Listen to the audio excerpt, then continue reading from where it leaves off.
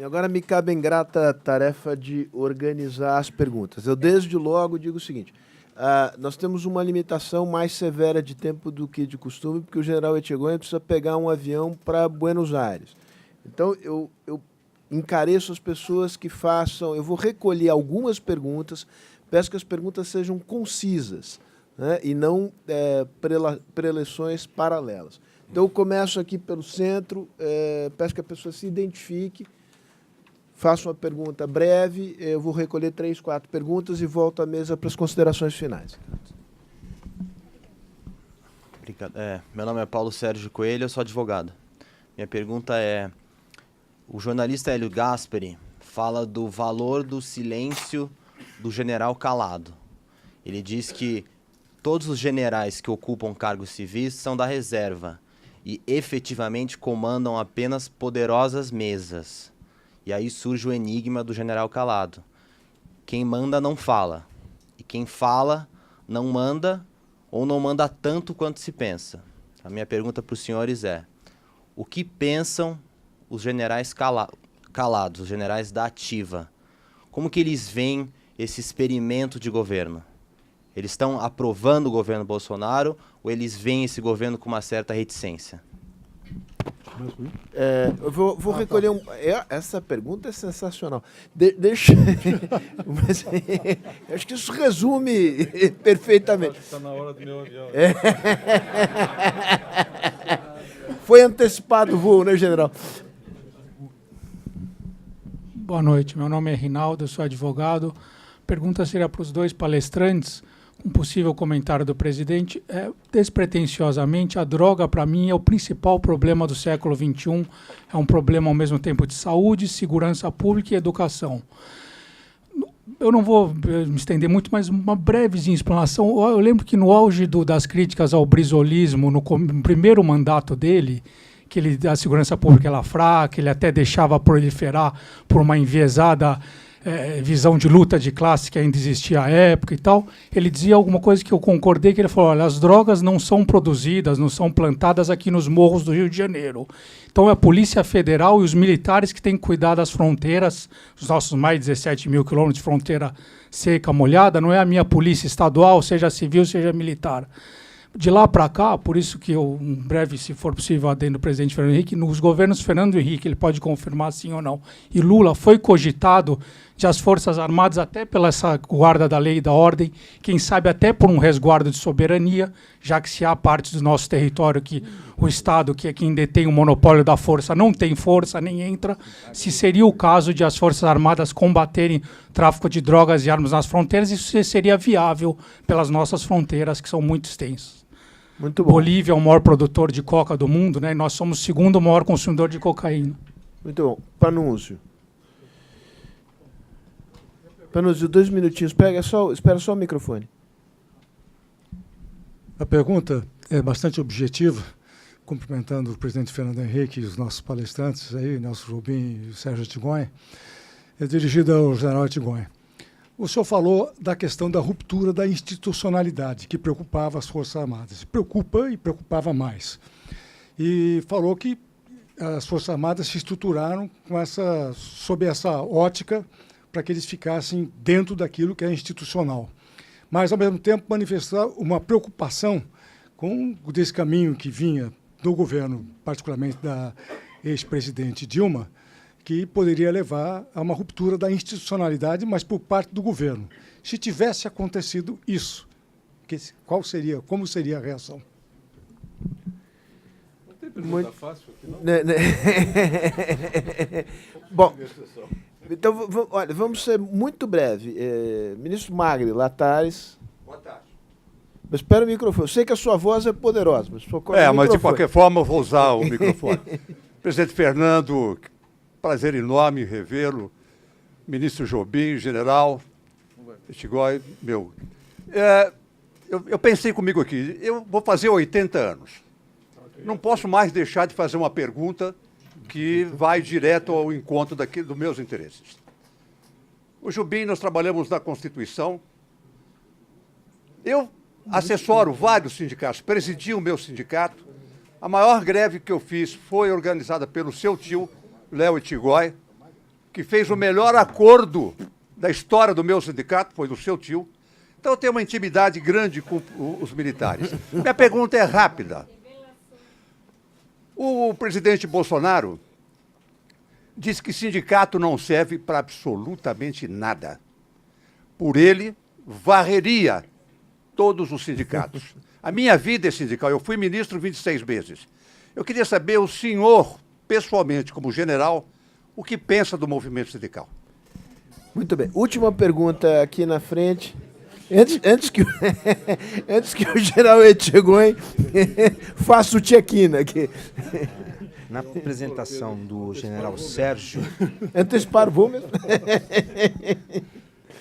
na apresentação do general Sérgio, ele falou um pouco da cultura, né, e dos valores dos militares. E eu entendo, e queria saber uma reflexão do senhor, que foi uma manifestação popular que contrária ao que existia e que enalteceu os valores da sociedade através da votação num modelo mais autocrático, mais militar.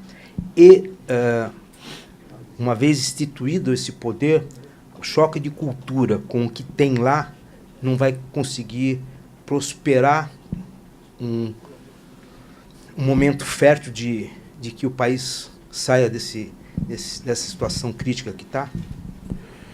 Muito bom. Agora voltamos aqui para as considerações finais.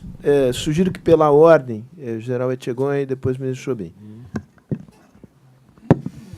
Bom, obrigado pelas perguntas e vamos lá. Ainda bem que eu vou para a Argentina, se for precisar eu já fico lá, não volto. Há lugares mais Olha, tranquilos. o general... Contou o carinho, tchê, contou o carinho.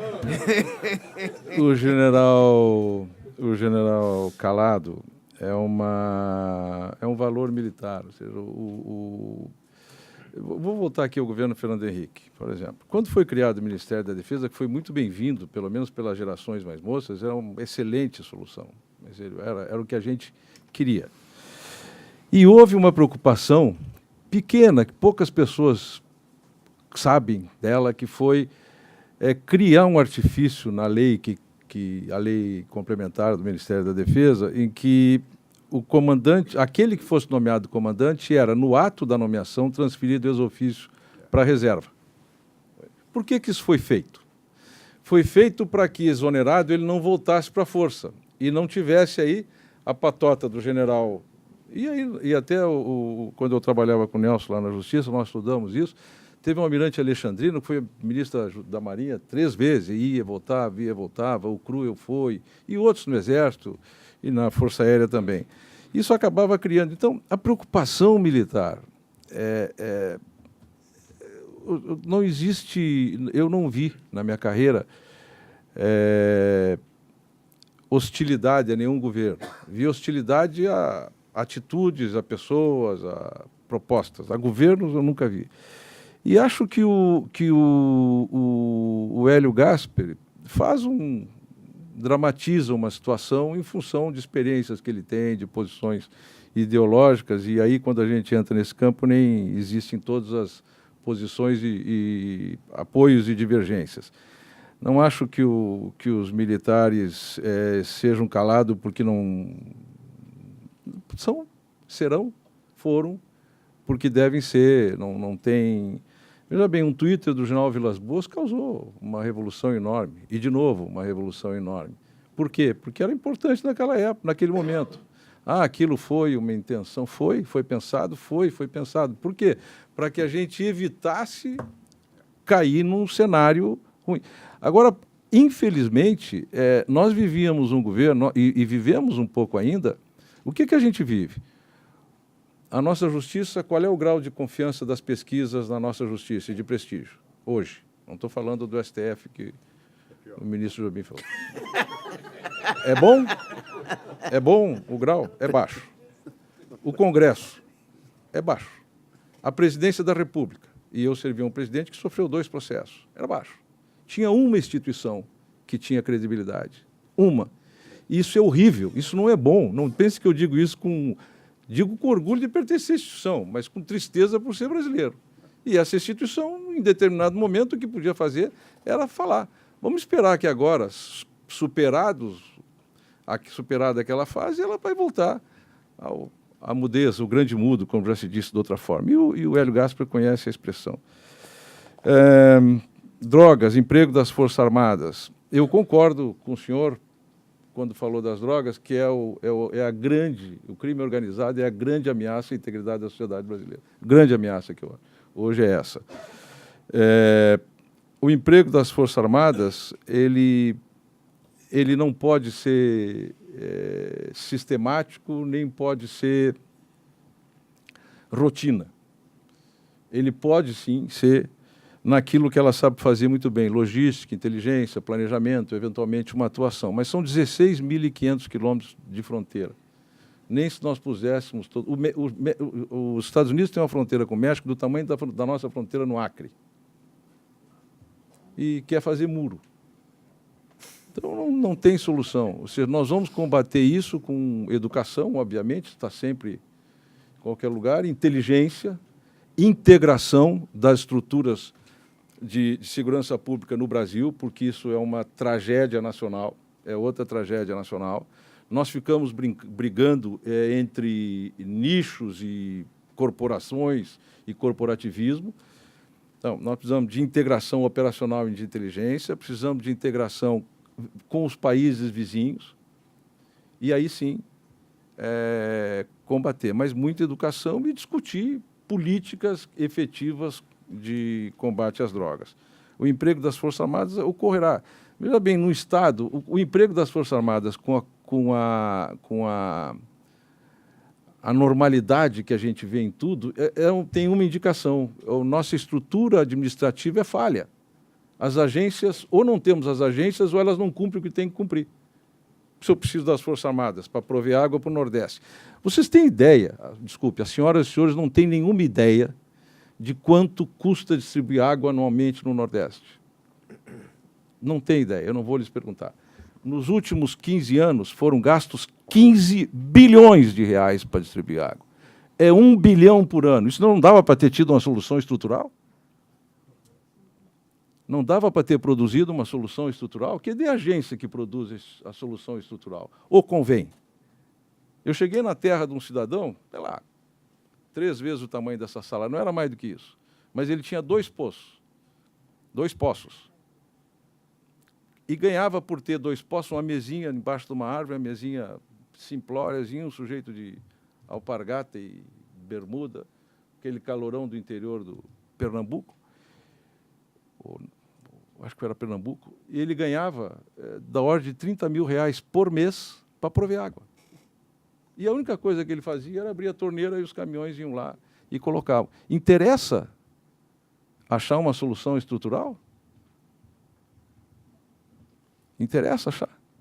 São 7 milhões de pessoas que vivem disso, de receber água em caminhões-pipa. Há anos, 15, 16 anos, a um custo de 1 bilhão ano, que nós pagamos.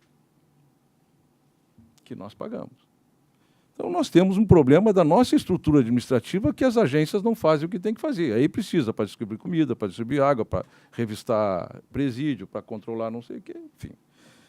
Mas Forças Armadas, não. Se houvesse quebra institucional, o senhor está propondo um cenário caótico, né? O governo propondo a quebra institucional, houve uma tentativa, que foi uma tentativa... eu não sei até que nível essa ideia chegou, mas ela foi prontamente rechaçada, que era a decretação de estado de emergência em Brasília, naquele momento, mais ou menos naquela época do impeachment, um pouco antes, logo no início do governo. E foi prontamente rechaçada. Houve uma tentativa de avanço sobre as competências dos comandantes do Exército, um decreto da presidente Dilma proposto pelo ministro Jacques Wagner, que depois foi revogado pelo presidente Temer. Movimento sindical, eu sou proibido de ser sindicalizado, ministro. Eu não tenho... Acho que toda a representatividade... aí eu vou fazer um comentário geral, não exclusivamente sobre o movimento sindical. Eu acho que toda a representatividade é válida, é construtiva, é importante. O que a gente tem que quebrar no Brasil é a prevalência das decisões e dos interesses corporativos, que há algum tempo vem se sobrepondo ao interesse nacional. Essa é a grande verdade. Toda essa distorção que a gente tem e que é monumental, eu dou sempre o exemplo da tabela do SUS. Eu não sei se foi modificado ou não, mas reconstituir a mama de uma mulher que foi acometida de um câncer de mama era 6 vezes mais barato do que constituir a mama de um transexual. Então nós temos que saber, isso é uma distorção. Ou seja, por que um é tão mais caro e o outro é tão mais barato? Nós vamos formar, num país de livre iniciativa, cirurgiões plásticos que constituem mama e não que reconstituem mamas. Então, isso por quê? Porque há, por trás disso, um interesse corporativo. Por favor, eu não sou homofóbico, muito longe disso. Muito longe disso. Eu estou falando do interesse corporativo.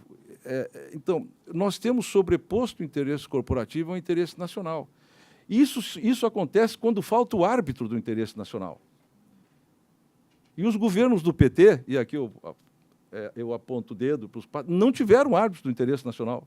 O Lula foi a vida inteira dele um sindicalista, um compositor de muito talento, de interesses, de ajustes, tal, um sedutor político, uma pessoa simpática, soube levar o Brasil naquele momento de dificuldade politicamente, mas ele não tinha. Ou seja, os interesses. Então, o ministro Jobim e eu fomos a Alcântara. O ministro foi lá, caminhou em cada lugarzinho onde moravam quilombolas para tentar resolver o problema. O Lula queria resolver o problema, o presidente Lula queria resolver o problema e não venceu as corporações. Vejam bem, no programa espacial brasileiro, as senhoras e senhores têm ideia do que se trata. No programa, um país de 8,5 milhões de quilômetros quadrados, com 4,5 milhões de mar territorial, precisa satélite. Senão não se comunica. Senão fica dependendo do GPS americano, do sistema russo, do sistema chinês, as aeronaves não vão chegar onde tem que chegar. Muito bem, a educação não chega, a medicina não chega. Ou seja, se nós não tivermos uma rede satélite para atender, isso não chega. Nós não vamos ter soluções ambientais, nós não vamos ter solução de desenvolvimento, nada, zero. Muito bem. No processo decisório do Programa Espacial Brasileiro, chega ao nível do presidente da República uma comunidade quilombola. Isso é claramente o interesse corporativo. Qual é o interesse nacional? O que interessa até para o desenvolvimento daqueles quilombolas? Não interessa comunicações? Não interessa educação à distância? Não interessa telemedicina? Não interessa controle ambiental, climático, antecipação de desastres naturais? Interessa aquela comunidade. Mas alguém senta em cima do problema e nós avançamos. Não avançamos porque aceitamos. Nós aceitamos o déficit de soberania. Não vamos adiante, porque aqui tem as famílias quilombolas, que respondem ao interesse da Fundação FOR, que respondem ao interesse do Jorge Soros, que respondem ao interesse de não sei quem. E o meu, que pago aqui, que sou o contribuinte? O meu, que eu quero dizer, o nosso brasileiro, que somos contribuintes. Então, eu acho que, desde que os nossos sindicatos representem o interesse, mas se limitem no avanço sobre o interesse brasileiro, muito mais do que isso. A quinta pergunta foi sobre valores. Foi o senhor que fez sobre valores, né? Quando eu falei de valores, eu tentei mostrar o ethos militar. Eu tentei explicar como é que os militares veem as coisas. São pessoas diferentes pela formação, pela atividade. E tem que ter valores. Se a gente pega um menino com 18 anos, quem tem filho, quem já teve filho com 18 anos, sabe o que isso significa. E quem já tivemos 18 anos sabe o que isso significa. Ensina a tirar. Faz ele ficar forte fazendo educação física diariamente. Dá para ele um uniforme que vai diferenciá-lo, diz para ele que ele vai ganhar todas as guerras que ele entrou, porque todo mundo antes dele ganhou, ele vai ganhar. Ou a gente sustenta isso com valores, ou nós estamos fazendo um combatente do tráfico. Ou seja, eu fui formado para gerenciar o uso da violência. E, se precisar, eu usaria a violência nos limites da legalidade, enfim, mas eu fui... Se eu não sustento esse cidadão com uma base de valores, eu estou formando outra coisa, menos servidores do Estado, porque só existimos para que o Estado sobreviva e garanta a sua soberania. Então, é isso por isso que eles são tão importantes para nós. E foram frontalmente agredidos. Ou seja, eu olhar para o meu comandante supremo, que eu posso ter votado ou não votado, gostar, como disse o presidente, gostar ou não gostar, isso é irrelevante. Para o meu comandante supremo, e não enxergar valores éticos, não enxergar dignidade, não enxergar ali as restrições que eu me imponho, é um negócio muito complicado. Acho muito difícil da gente enfrentar isso. E os valores só são possíveis num processo educacional modernizado que atenda a isso.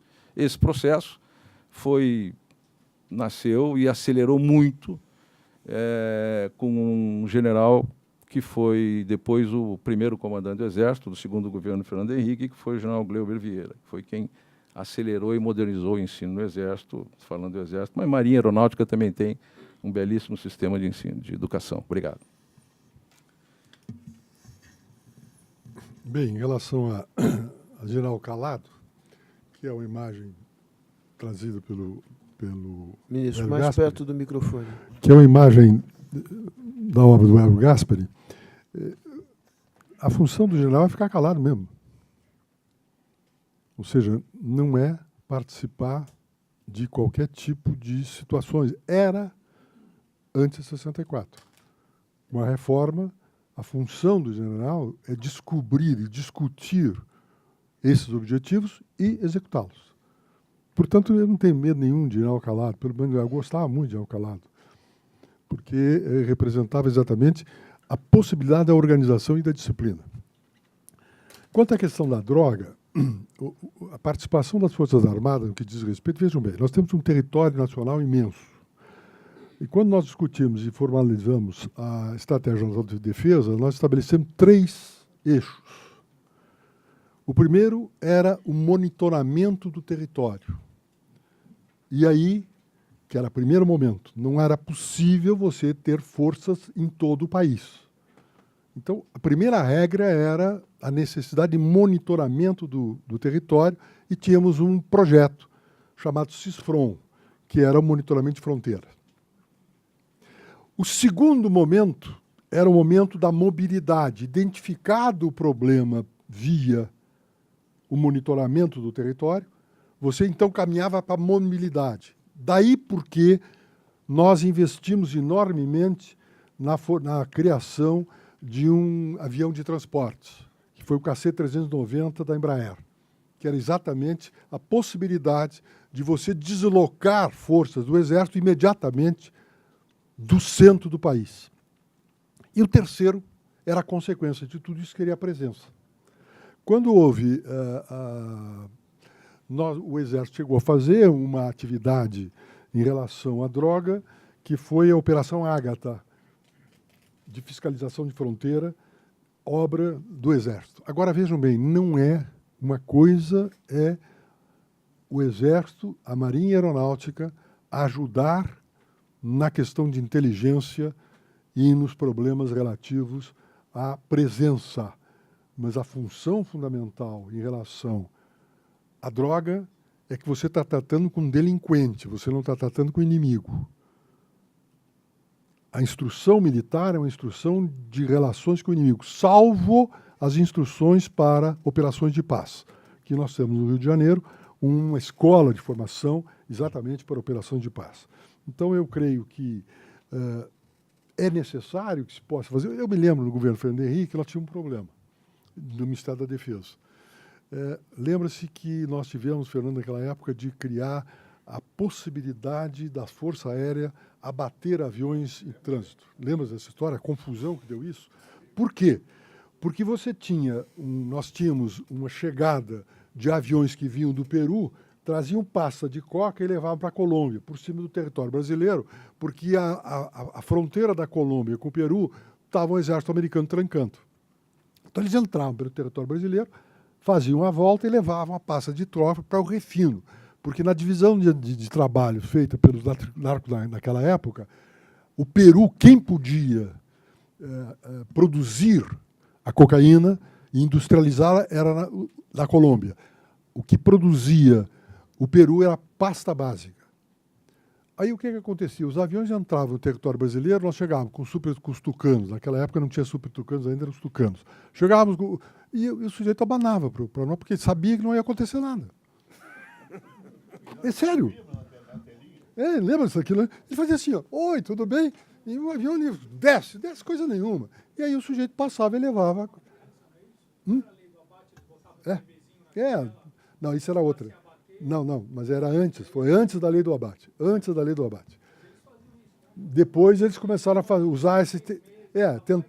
Tentaram fazer esse tipo de coisa, mas aí diminuiu brutalmente essa operação. Inclusive, nós tivemos naquela época de algumas coisas meio heterodoxas que foram feitas na divisa com a Amazônia, da qual o Fernando nunca soube. Bem, em segundo lugar, quanto ao problema da institucionalidade, nós estamos vivendo um problema exatamente de esgotamento do modelo político. Modelos políticos não são bons nem são maus. Funcionam ou não funcionam. Ou funcionaram e deixam de funcionar. E nós estamos exatamente vivendo uma transição da necessidade, da criação de um mecanismo que consiga recompor a democracia representativa. Porque hoje a representação é um emaranhado de regras jurídicas, de difícil entendimento. Tanto é que o Tribunal Superior Eleitoral e a Justiça Eleitoral se transformam como elemento que vai examinar o problema dos conflitos políticos. Eu me lembro que eu fui presidente do Tribunal Superior Eleitoral e eu dizia o seguinte: abuso do poder econômico. Vocês já viram algum abuso de poder econômico de candidato que perdeu a eleição? Por quê? Porque era um prolongamento da falta de entendimento na área política. E o que nós temos hoje é a dificuldade de mecanismos que possam fazer com que a política se esgote nela mesma, ou seja, resolva os seus problemas ela mesma. Hoje não resolve, aí começam a apelar para os tribunais. Os tribunais, no início, recuaram, mas depois começaram a gostar. Tiveram alguns ministros que começaram a gostar de ser atores do processo de solução de questões políticas, e é o que nós tivemos, um problema de desarrumação institucional. Ou seja, há uma disfuncionalidade que se verifica claramente dentro do Congresso. E observem bem, a disfuncionalidade no Congresso começou na eleição de um presidente da Câmara que foi decorrente de um conflito estúpido entre o PT e o PSDB, e que deu Severino Cavalcante como presidente da Câmara. No momento em que Severino Cavalcante assume a presidência da Câmara, desaparece a intermediação do colégio de líderes. Os líderes políticos, os colégios de líderes, já não tinham mais sentido. Por quê? Porque o líder era o intermediário entre o deputado e a presidência da Câmara. E era também o intermediário nas reivindicações dos deputados junto ao governo. Aí o que acontece? Severino se elege contra as lideranças, assume essa função, e aí desaparece a consistência das lideranças partidárias. Quem é de vocês que hoje sabe o nome do líder de partido na Câmara? Ninguém. Mas há anos atrás nós sabíamos quem eram os líderes, porque eles tinham uma presença de articulação e montagem. Hoje não tem.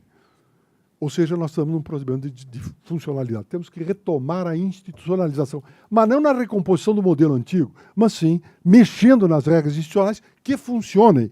Parar com essa história de achar que existem sistemas eleitorais verdadeiros e outros são falsos. Não, os sistemas funcionam e depois deixam de funcionar.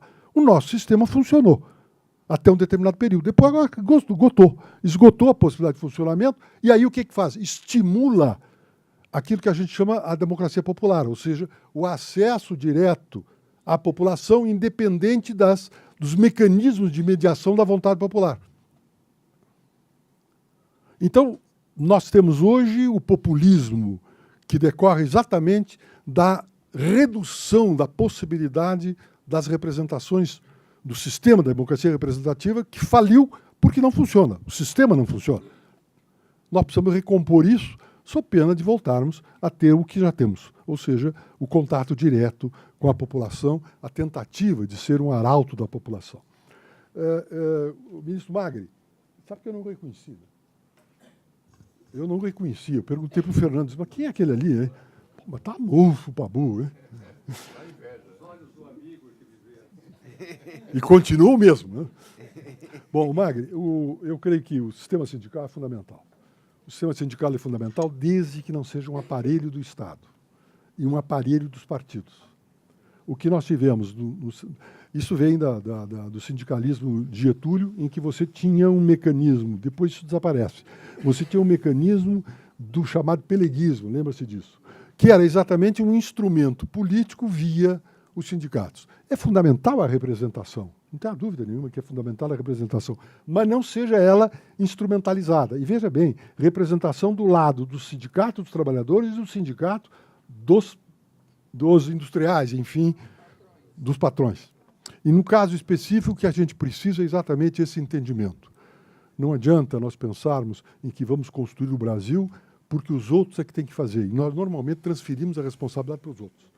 Não, isso tem que fazer o governo tem que fazer, e nós não temos responsabilidade nenhuma. Quando, na verdade, nós temos que fazer uma composição da área laboral, da área patronal, fazer um entendimento da sociedade, estabelecer regras mínimas que levem ao crescimento. Podemos ter um conflito, inclusive dar algum brinquedo, em relação a, digamos, a problema de costumes. Então vamos discutir problema de costumes. Discute esse problema de costume, tem gente que gosta disso, e esses que gostam de discutir esse tipo de tema precisam ter um tema para discutir, porque se não tiverem o tema para discutir, vão se meter no outro assunto. Ou não é verdade? Eu não tenho nenhum problema que a gente vai discutir, por exemplo, que resolva se discutir se tem que ter banheiro para homem, para mulher, feminino, masculino, se tem que ter 3 de banheiros, ou fica um banheiro comum. Isso não tem problema nenhum. Podem discutir esse assunto. Não vai alterar o problema do crescimento. Agora, se não tiver um espaço para as pessoas afirmarem as suas pretensões em relação a costumes, nós vamos ter problema. Tem que ter esse espaço. Porque aí o outro espaço vai ser ocupado exatamente para criar o crescimento que há absoluta necessidade. Por quê? Porque quanto tempo se aguenta o desempregado? A urbanização do homem leva o espaço para resolver a renda do homem urbano, o primeiro espaço é a economia privada. Se a economia privada não assimila, vai para a economia pública, ou seja, vai para o setor público.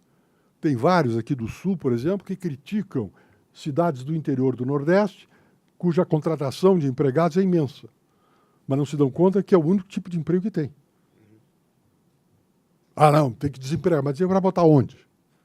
Se o sujeito não resolve o seu problema na área privada, se não resolve o seu problema de renda na área pública, vai para a economia informal, vai se apropriar de espaços públicos.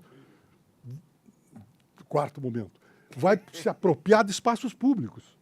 Ou seja, vai fazer flanelinha, vai controlar o estacionamento, vai vender bala na sinaleira. E tem muita gente que critica essas pessoas que estão fazendo aquilo, porque estão resolvendo o problema de renda deles. Bom, se não tiver uma solução na economia formal, vai para a criminalidade não organizada. Vai para o pequeno furto. Vai para o primeiro conflito. Eu me lembro quando o Ministério da Justiça, numa ida a Nova York, conversando com o chefe de polícia da cidade de Nova York, e tinha aquela região em que era uma região livre para o tráfico, para o consumo de drogas. Aí me diz o delegado, o xerife, depois de alguns uísques, diz, olha, a gente tem que fazer um acordo informal para manter o preço da droga num limite acessível para o consumidor. Porque se a gente repreender muito e a oferta diminuir, o preço da droga sobe e aumenta os furtos e crimes individuais. Se não resolver o problema da renda no âmbito da criminalidade desorganizada vai para a criminalidade organizada, que é o quinto espaço, porque o último espaço é o cemitério. E eu acho que esse ninguém vai querer ir. Porque uma coisa é verdade, a necessidade derruba a proibição. Não pensem que proibição resolve o problema do necessitado. O necessitado vai resolver o seu problema de um jeito ou de outro. Lícito ou ilícito, não importa, porque é a necessidade de sua sobrevivência. E é o que nós temos que fazer exatamente uma tentativa de conduzir um entendimento no país para deixar os espaços para os conflitos políticos e as divergências, e o conceito é de adversário, e que nós possamos ter um espaço exatamente mínimo de entendimento com a classe laboral, com os patrões, com o governo, para estabelecer uma linha de desenvolvimento ao país e resolver exatamente o problema nacional. Eu creio que já me estendi demais nessas respostas todas, mas lembrando bem que a minha convicção é esta: o Brasil avança. De um jeito ou de outro, mesmo que a gente não queira, vai em frente, porque no final, na hora da confusão, nós encontramos sempre uma saída. E isto foi o modelo nosso de transição. Todos os regimes que começam a se esbroar acabam de dentro do próprio regime vendo a sua própria superação. E chegou o momento em que precisamos pensar, não na superação do regime que está, mas sim no modelo institucional. E esse modelo institucional depende exatamente do que o Sérgio referiu. A alteração dos modelos institucionais vai bater nas corporações. E corporação não se converte de frente. Porque você combatendo de frente, você junta a corporação, une a corporação. O que você tem que fazer é fazer aquilo que faziam os candidatos da nossa oposição, nos comiam pela beiraba. Ou seja, pela barba, quando tu dava conta, você tinha perdido o apoio político de tudo que é jeito, não era assim? Então, eu creio que nós temos que construir, a responsabilidade é nossa, sendo que esse é o nosso objetivo. Não podemos ser heróis do nosso tempo, embora a gente pense que deveria ser herói do tempo. Mas, ao fim e ao cabo, vamos deixar bem claro e pensar bem claramente que o herói nada mais é daquele que não teve tempo de fugir. Como não deu para fugir, morreu. Aí virou herói.